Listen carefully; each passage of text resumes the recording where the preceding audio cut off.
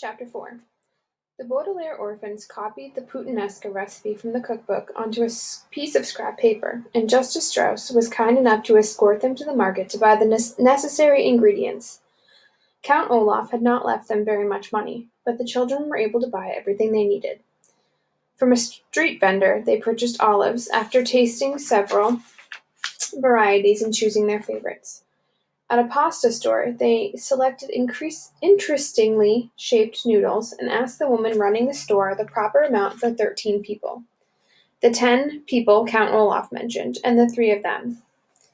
Then, at the supermarket, they purchased garlic, which is a sharp-tasting bulbous plant, anchovies, which are small salty fish, capers, which are flower buds of a small shrub and taste marvelous, and tomatoes, which are actually fruits and not vegetables, as most people believe.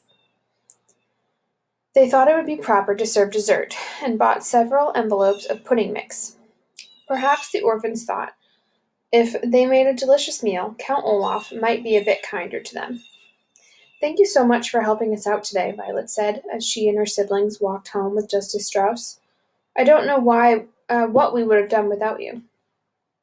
"You seem like very intelligent people," Justice Strauss said. "I dare say you would have thought of something. But it continues to strike me as odd that Count Olaf has asked you to prepare such an enormous meal. Well, here we are. I must go inside and put my own groceries away. I hope you children will come over soon and borrow books from my library." "Tomorrow?" Klaus said quickly. "Could we come over tomorrow?" "I don't see why not," Justice Strauss said, smiling. "I can't tell you how much we appreciate this," Violet said carefully. With their kind parents dead, and Count Olaf treating them so abominably, the 3 children were not used to the kindness from adults, and weren't sure if they were expected to do anything back. "Tomorrow, before we use your library again, Klaus and I would be more than happy to do household chores for you. Sunny isn't really old enough to work, but I'm sure we could find some way she could help you." Justice Strauss smiled at the 3 children, but her eyes were sad. She reached out a hand and put it on Violet's hair, and Violet felt more comforted than she had in some time. "That won't be necessary," Justice Strauss said. "You are always welcome in my home." Then she turned and went into her home, and after a moment of staring after her, the Baudelaire orphans went into theirs. For most of the afternoon, Violet, Klaus, and Sunny cooked up the puttanesca sauce according to the recipe. Violet roasted the garlic and washed and chopped the anchovies. Klaus peeled the potatoes and pitted the olives. Sunny banged on a pot with a wooden spoon, singing a rather repetitive song she had written herself. And all 3 of the children felt less miserable than they had since their arrival at Count Olaf's. The smell of cooking food is often a calming one, and the kitchen grew cozy as the sauce simmered, a culinary term that means cooked over low heat. The 3 orphans spoke of pleasant memories of their parents and about Justice Strauss, who they agreed was a wonderful neighbor, and in whose library they planned to spend a great deal of time. As they talked, they mixed and tasted the chocolate pudding. Just as they were placing the pudding in the refrigerator to cool, Violet, Klaus, and Sunny heard a loud booming sound as the front door was flung open, and I'm sure I don't have to tell you who was home. "Orphans?" Count Olaf called out in his scratchy voice. "Where are you, orphans?" "In the kitchen, Count Olaf," Klaus called. "We're just finishing dinner." "You better be," Count Olaf said, and strode into the kitchen. He gazed at all 3 Baudelaire children with his shiny, shiny eyes. "My troop is right behind me, and they are very hungry. Where is the roast beef?" "We didn't make roast beef," Violet said. "We made puttanesca sauce." "What?" Count Olaf said. "No roast beef?" "You didn't tell us you wanted roast beef," Klaus said. Count Olaf slid toward the children so that he looked even taller than he was. His eyes grew even brighter, and one eyebrow raised in anger. "In agreeing to adopt you," he said, "I have become your father, and as your father I am not someone to be trifled with. I demand that you serve roast beef to myself and my guests." "We don't have any," Violet cried. "We made puttanesca sauce." "No, no, no!" Sunny shouted. Count Olaf looked down at Sunny, who had spoken so suddenly. With an inhumane roar, he picked her up in one scraggly hand and raised her so she was staring him in the eye. Needless to say, Sunny was very frightened and began crying immediately. too scared to even try to bite the hand that held her. "Put her down immediately, you beast!" Klaus shouted. He jumped up, trying to rescue Sunny from the grasp of the Count, but he was holding her too high to reach.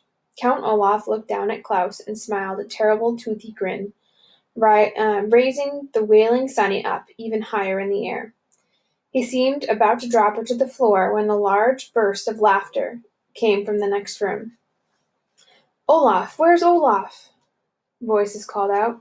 Count Olaf paused, still holding the wailing Sunny up in the air, as members of his theater troupe walked into the kitchen. Soon they were crowding the room, an assortment of strange-looking characters of all shapes and sizes. There was a bald man with a very long nose, dressed in a long black robe. There were two women who had bright white powder all over their faces, making them look like ghosts. Behind the woman was a man with very long and skinny arms, at the end of which were two hooks instead of hands. There was a person who was extremely fat, and who looked like neither a man nor a woman.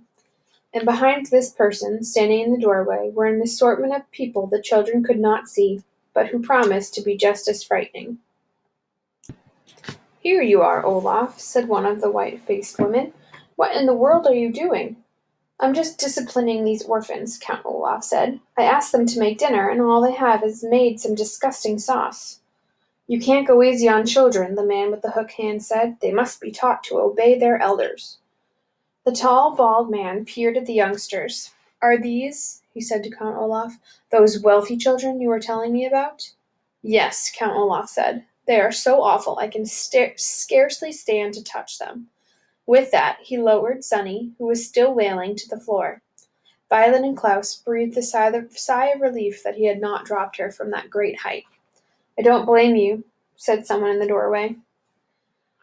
Count Olaf rubbed his hands together as if he had been holding something revolting instead of an infant. "Well, enough talk," he said. "I suppose we will eat their dinner, even though it is all wrong. Everyone follow me to the dining room and I will pour us some wine. Perhaps by the time these brats serve us, we will be too drunk to care if it's roast beef or not." "Hurrah!" cried several members of the troupe, and they marched through the kitchen, following Count Olaf into the dining room. Nobody paid a bit of attention to the children except for the bald man, who stopped and stared Violet in the eye.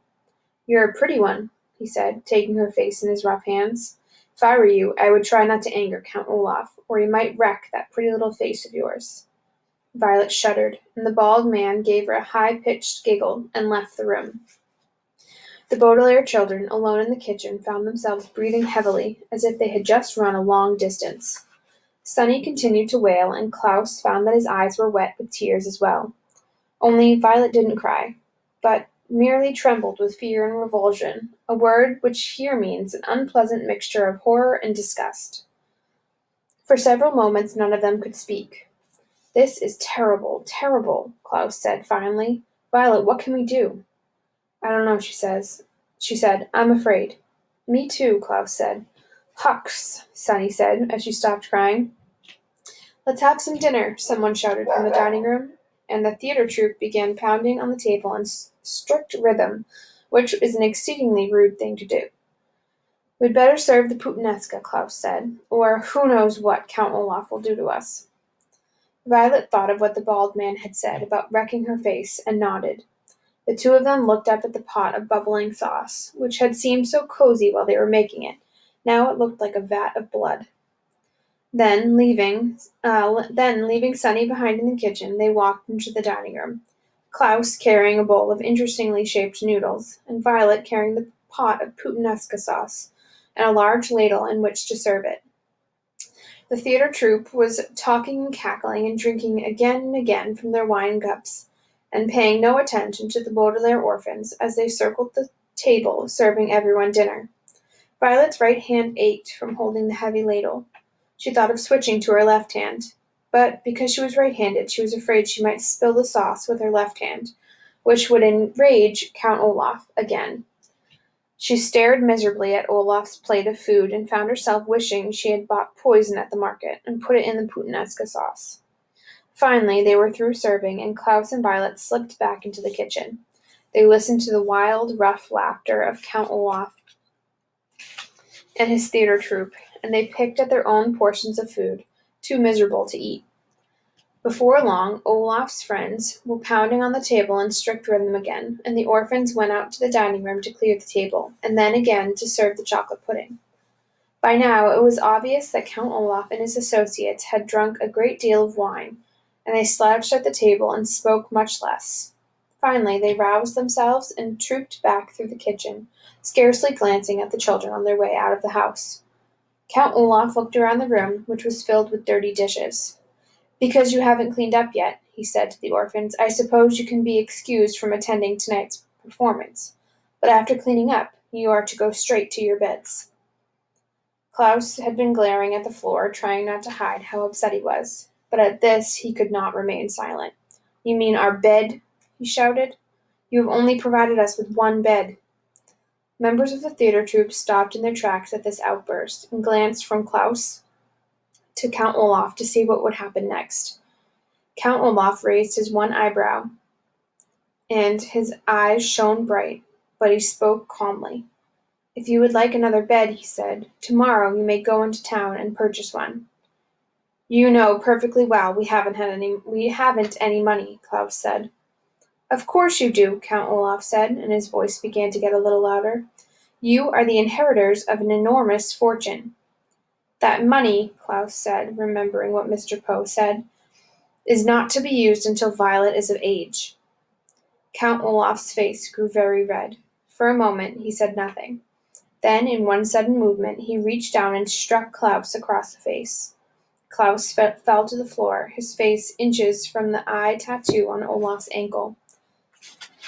His glasses leaped from his face and skittered on into the corner. His left cheek, where Olaf had struck him, felt as if it were on fire. The theater troupe laughed, and a few of them applauded as if Count Olaf had done something very brave instead of something very despicable. "Come on, friends," Count Olaf said to his comrades. "We'll be late for our own performance." "If I know you, Olaf," said the man with the hook hands, "you'll figure out a way to get that Baudelaire money." "We'll see," Count Olaf said, but his eyes were shining bright as if he already had an idea. There was another loud boom as the front door shut behind Count Olaf and his terrible friends, and the Baudelaire children were alone in the kitchen. Violet knelt to Klaus's side, giving him a hug to try and make him feel better.